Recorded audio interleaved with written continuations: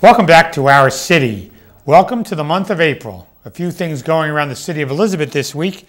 On Wednesday, April 2nd at noon, I'm going to join the Department of Health and Human Services. They're going to host a fitness event in honor of National Walking Day. Members from City Hall and other offices will walk from City Hall to the Elizabeth River Trail and back in celebration of National Walking Day. If you want to join us, come on out at noon on April 2nd. On Thursday, April 3rd at 11 o'clock, I'm going to attend the grand opening and the ribbon cutting of the Oriental Boutique located at 630 Elizabeth Avenue in the Elizabeth Mini Mall. And later that evening at 6 o'clock, the Boys and Girls Club of Union County will host their 2014 Youth of the Year Awards, and this event will be held at the Galloping Hill Caterers in Union. On Saturday, April 5th, I'm going to attend the Elmore Youth Parade. It will begin on Springfield Road, finish at the Hanratty Complex on Westfield Avenue, and you know it's getting to be spring and summer when the Little Leagues start to open throughout the city. So the Elmore Youth League will kick off its season on Saturday, April 5th. And that evening at 6:30, I'll attend the 20th anniversary dinner of the Elizabeth Youth Soccer Club. This will be held at the Portuguese Instructive Social Club at Route 1 and 9 and Grove Street. There'll be a few hundred young people looking for their trophies and congratulating their coaches and their parents on a successful youth soccer year. If you need more information concerning these events or any other events, please call our Public Information Office at 820-4124. And I'm pleased to be joined on this week's show by Sister Judy Mertz of Josephines Place and Miss Sarah Liscano, who is a volunteer and a former participant over at Josephines Place. Ladies, welcome to the show. Thank you, Mayor. Now, Sister, you've been here before, so tell us a little bit about yourself and how's the center going? Well, we are beginning the next decade of Josephines Place. It's been 10 years. It's 10 years since completed. We met 11 years ago or so. That's right. That's right. And so now we're just looking ahead to better serve the city and the women's needs. We've been doing very well at Josephines Place. We've had some wonderful grants of partners with the Merck Pharmaceutical and the Horizon Foundation of New Jersey in providing health workshops, greening, and the women learning how to plant. And that's been a great experience through the grant from the foundation, the Horizon Foundation of New Jersey. Our women had participated in a CPR workshop at which they received a certification for 2 years and also had the workshop on defibrillator. And one of our women, shortly after the workshop was given, really was called on to save her husband who was choking. So how'd that go? Well, I think it must have been a little scary, but he's around today. Oh, then it went well. Proof. Okay, then it went well. So I want to congratulate you on your 10-year anniversary. Thank you. Because it was about 10 and a half years ago, 11 years ago, when you walked into my office and you described this project and this vision that you had for Josephines Place. And you've already moved from your original quarters to a bigger quarters. And if possible, you could probably even use more room, right? Oh, yeah, we really could. In addition to where we are now, a year ago, the owner broke through a wall, and we've acquired like three rooms, additional rooms. But yes, that's what we're looking at, because we keep increasing in participants, women who for sometimes just all of a sudden decide, oh, what is this place, as they walk by. So we're looking at larger space, and that's kind of in discussion, where, when, and what it might look like. So what have you done so far, Sister, to celebrate the 10-year anniversary? Well, we began with the wonderful celebration on September 16th. We had a fundraiser at Union Square. And we had clowns, we had one of our women who was singing, we had another woman who has a little dance group and they were dancing. We had the women with their crafts and arts around. So we had a wonderful day, and that really coincided with the African American Heritage Parade. So it was good for both of us in that they become aware of Josephines Place, and our women were on that corner cheering everybody on. And then October 1st, we had open house, and we had it in the morning, and also we had it later in the afternoon. And that was really the 10th year to the day. We moved in on October 1st, 2013. And that was wonderfully attended by yourself, our freeholders, the Sisters of Charity from all over. Our women were the hostesses for the day. We had people come from our partners, corporate partners came. It was just a wonderful way to celebrate. And then our dinner in November, we had 300 participants this last year. And the focus was on celebrating our 10th anniversary. And today we had a breakfast open house for the agencies of the city, because I wanted to thank them, because it was the networking with the agencies before we actually moved in on Elizabeth Avenue that really helped me to know what the needs were. It was Jessica Toplowski, it was Rod Spearman, who actually took me around the city, drove me around the city, and pointed out if we wanted to make a change in the city for women, the area in which we are located was a good place. Now, Sarah, I've just meeting you on the show here tonight, but you told me that you first found out about this place as a participant, and now you're helping other women. So, well, how did you find out about it, first of all? I saw an ad on Cablevision, and I decided to call. After I called, I was welcomed by Sister Judith, and I was told to just come and participate in whatever I was interested in. So you shared your thoughts, and you had somebody to talk to about anything that was going on in your life at that time. At that time, I was going through a very bad situation, and it really helped me. And throughout the years of continued participation, I have learned a lot. And what I have learned now, I'm teaching other women, and I'm also there to empower them. Tell us about that. I mean, you could have easily gone to Josephines Place and dealt with your troubles and left. But you decided to stay and become a volunteer and team leader. Tell us why. Honestly, it's because I love to be helping other people. Sister Judith helped me a lot, and I think it's my way of giving back to the community and empowering these women that they can overcome other situations the way I did. And it's just about getting to know a place where you are welcome and you feel like you're at home, and surrounded by other women that have different experiences, but we just gather to talk. Sometimes we're just there to talk to each other, and we just enjoy being together. Now, Sister Judy, that kind of sums up the mission of Josephines Place in a really good way, as opposed to you have a theory on the mission, but right, exactly. She basically said it best. It's just a place to grow and heal. Yes. And it's so wonderful. Sarah was part of this workshop we had on income generating and starting your own business. And what was so exciting, we had a woman volunteer to give her time as a coach. Our women said what they needed in order to be able to do this: self-esteem, communication, budgeting.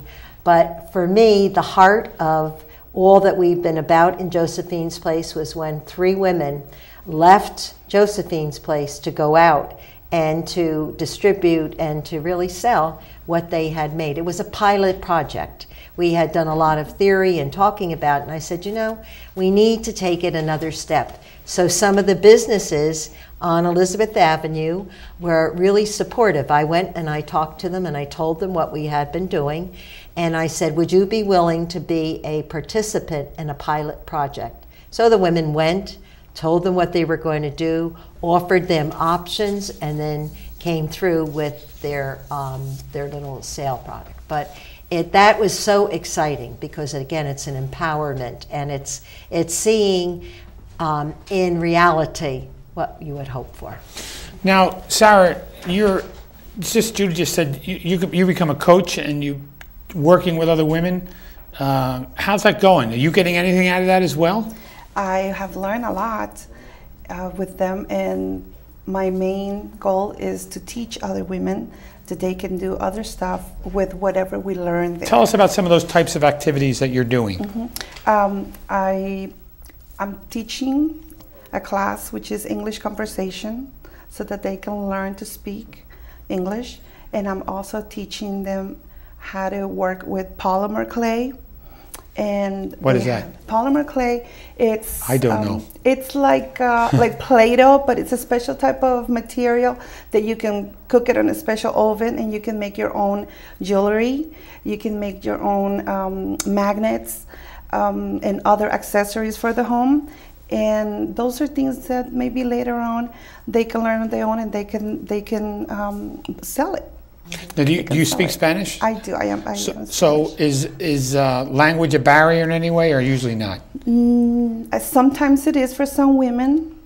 That's why we teach them English, and I only do the conversation English with them. Do? Yes, I do the conversation classes with them, but we also have other volunteers that do teach them grammar, and but my field is just the conversation.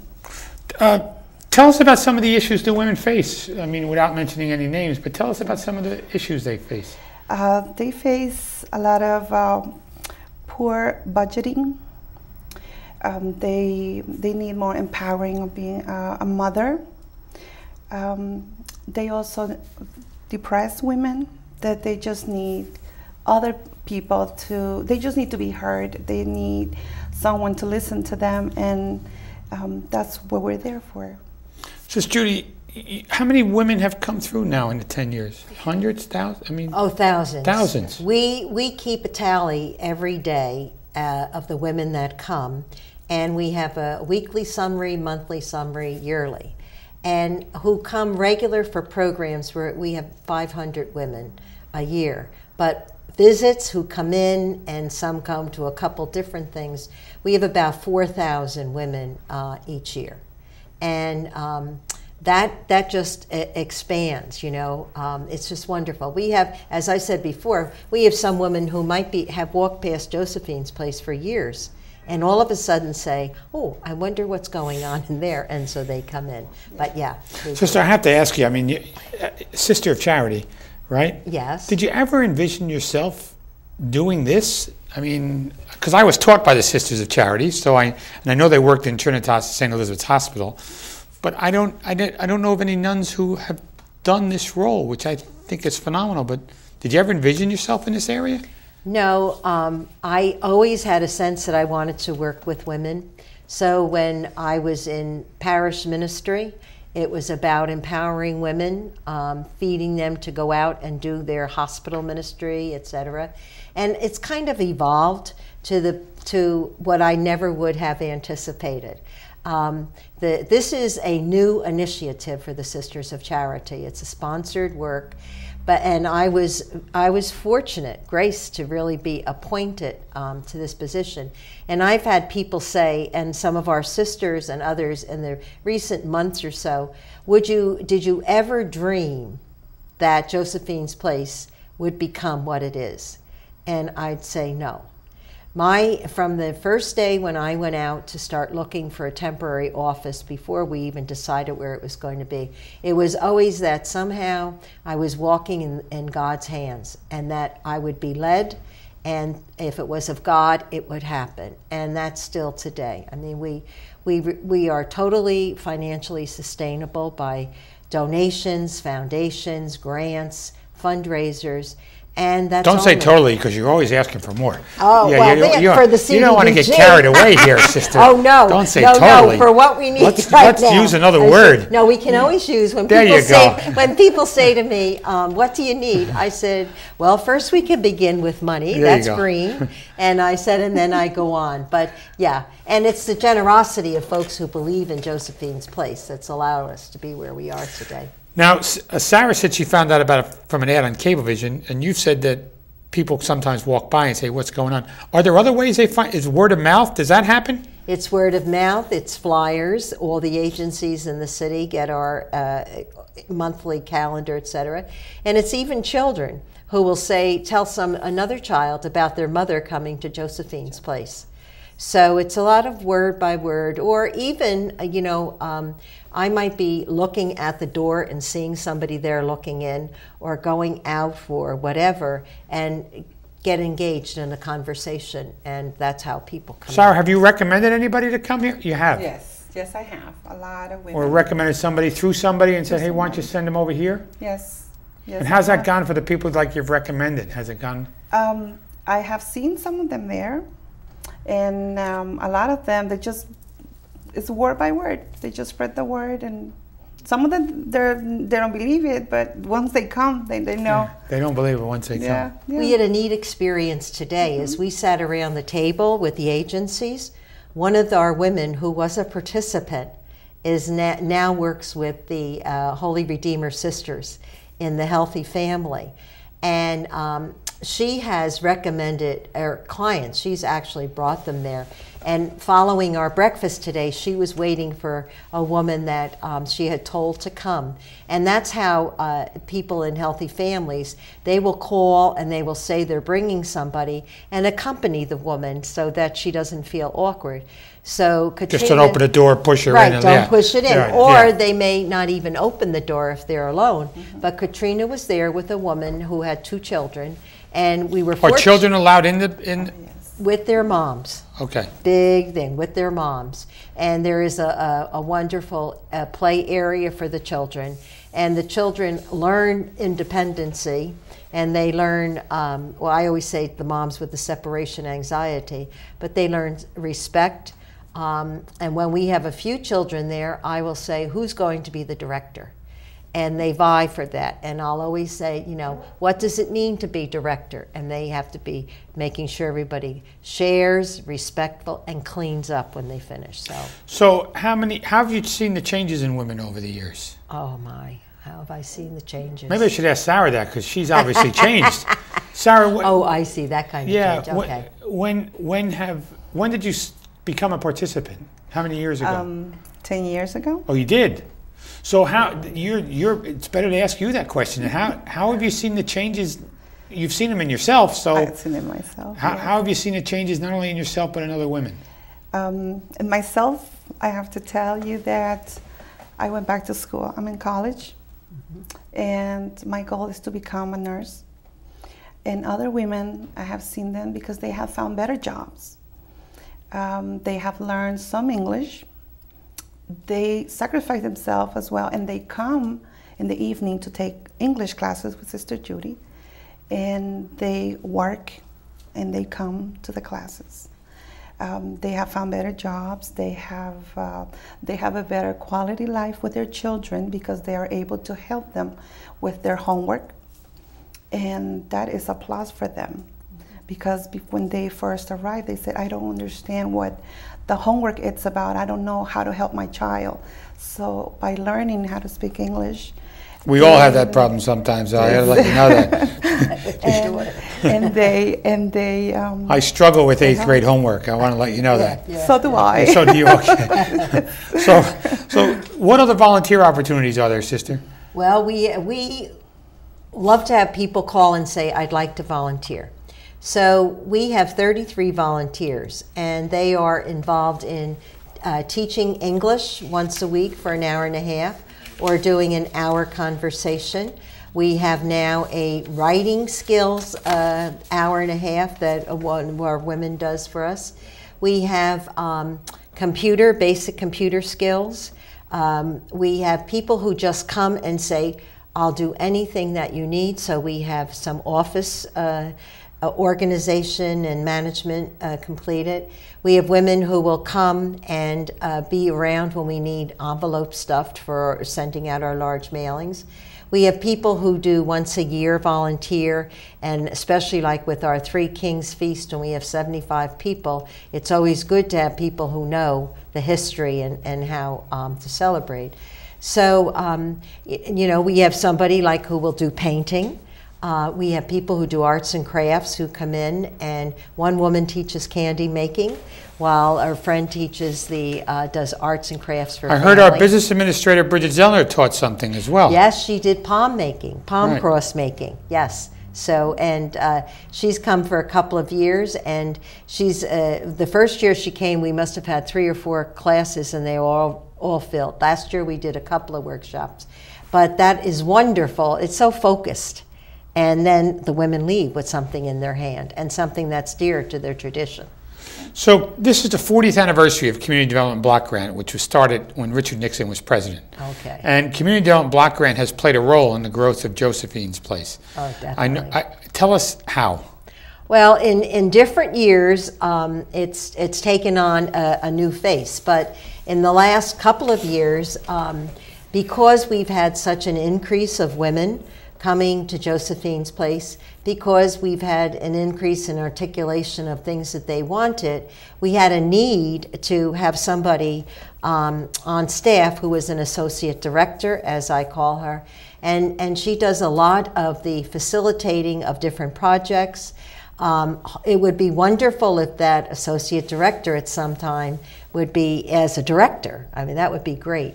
But she's allowed a lot of activities, coordination, recruitment of volunteers, evaluation and training of volunteers to happen. Because, you know, trying to be a founder, implementer, designer, organizer, administrator, it's a little much.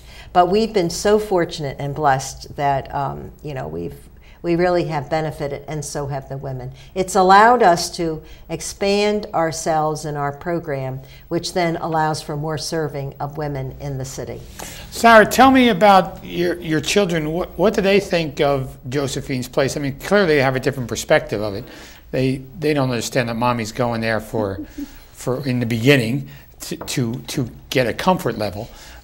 So how do you share with them your thoughts and their thoughts? How do you reconcile them? They understand that I go there to help other women, and they love to come with us.